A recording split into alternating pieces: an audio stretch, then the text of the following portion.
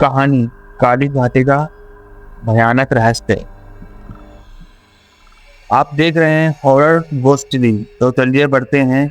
आज मैंने आप लोगों के लिए खौफनाक और सस्पेंस से भरी हुई कहानी लेकर आया हूँ। तो चलिए दोस्तों, बिना समय बर्बाद किए कहानी शुरू करते हैं।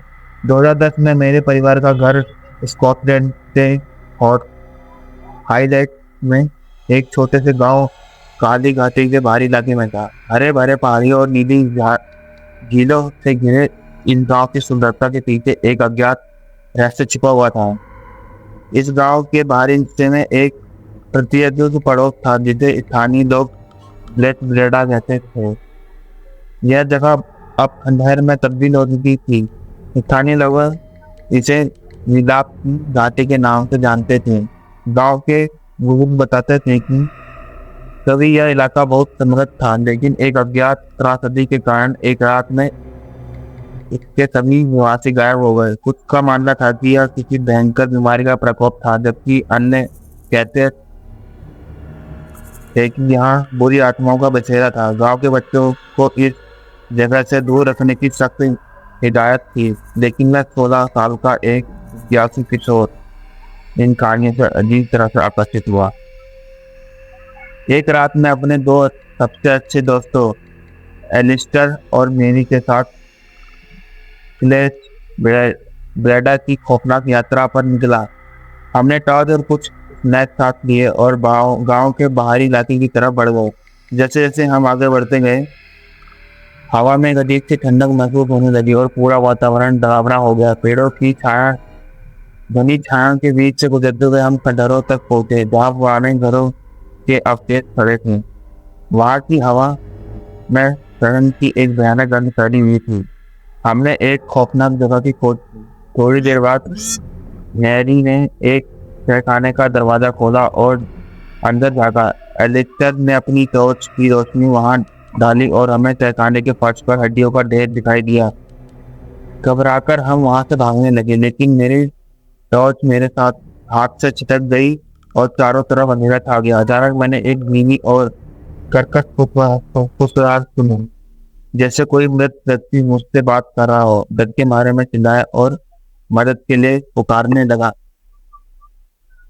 भागते हुए हमने महसूस किया कि कुछ ठंडा मेरे टखनों को छू रहा था। एलिस्टर और मैरी ने मुझे पकड़ लिया और कहा, शांत रहो, वहाँ कुछ भी हो सकता है। हम दौड़ते हुए गांव की तरफ भागे।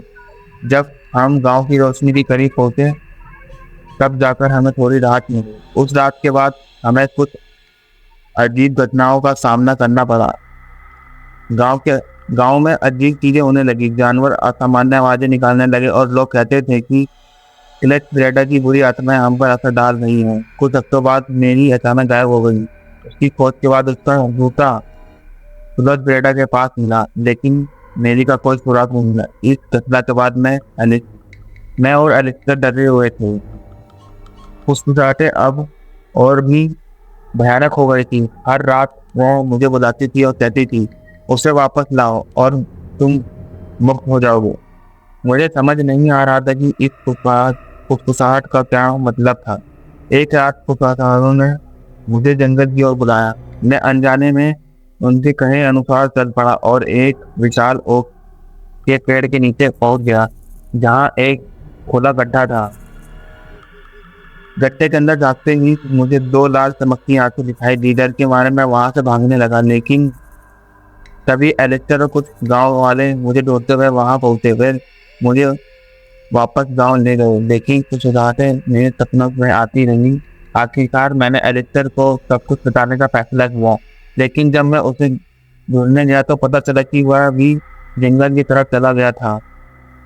मैं उसके पीछे पीछे जंगल की तरफ दौड़ा। वहां मैंने एलिस्टर को गड्ढे के किनारे खड़ा पाया। उसकी आंखों में एक अजीब सी चमक थी। मैं उसे वापस खींचने की कोशिश कर रहा था, तभी गड्ढे से एक भयानक चीज निकली और काला धुआं उठने लगा। एलिस्टर के चेहरे पर अजीब सी मुस्कान थी, मानो वह किसी अदृश्य ताकत के वश में था। मैं डर के मारे वहां से भाग खड़ा हुआ और गांव की ओर दौड़ा। जब मैं गांव पहुंचा तो वहां की सन्नाटा भयानक था। तभी मुझे चर्च की खिड़की से एक लाल रोशनी दिखाई दी। मैं उस रोशनी की ओर बढ़ा, लेकिन चर्च के अंदर एक भयानक मंत्रोच्चार की आवाज आ रही थी। अचानक दरवाजा खुला और एक लंबा काला साया बाहर निकला। इसकी लाल आंखों में आग जैसी चमक थी। जैसे ही तो चर्च की घंटी बजी, वह साया चर्च के अंदर वापस चला गया। उस रात के बाद मैंने क्लच बेटा के रहस्य को सुलझाने की ठान ली। गांव के पुराने पुस्तकालय में खोजबीन करने के बाद मुझे पता चला कि क्लच बेटा में एक शक्तिशाली जादूगर की आत्मा फंसी गई थी। उसे शांति देने के लिए एक विशेष अनुष्ठान की आवश्यकता थी, लेकिन उसके लिए दुर्लभ सामग्री की जरूरत थी। मैंने उन सामग्री को जुटाने का फैसला किया और एक प्रत्येक मंदिर की ओर बढ़ा, जहाँ से मुझे कुछ जड़ी बूटियां मिल सकती थी। मंदिर में खुदाई करते हुए मैंने एक तांबे का बक्सा खोजा जिसमें जादूगर की आत्मा बंद थी, लेकिन जैसे ही मैंने उसे खोलने की कोशिश की, मंदिर के अंदर भयानक चीखें गूंजने लगी। मंदिर गिरने वाला था और मैं वहां से भागने लगा। तभी अचानक जमीन के नीचे एक कमजोर सी आवाज आई, मत खोलो, तुम मुक्त नहीं होगे। लेकिन मैं अपनी जान बचाने के लिए भागता रहा। बक्सा मेरे हाथ में था, लेकिन उस भयानक रात ने मुझे और गांव वालों को हमेशा के लिए बदल दिया। आज भी जब मैं उस रात के बारे में सोचता हूँ तो मेरी रूह कांप जाती है। मैं नहीं जानता कि उस जादूगर की आत्मा को शांति मिली या नहीं, लेकिन एक बात तय थी कि क्लच बेडर में अब भी कोई बुराई का वास है और यह बुराई कभी भी मौत सकती है।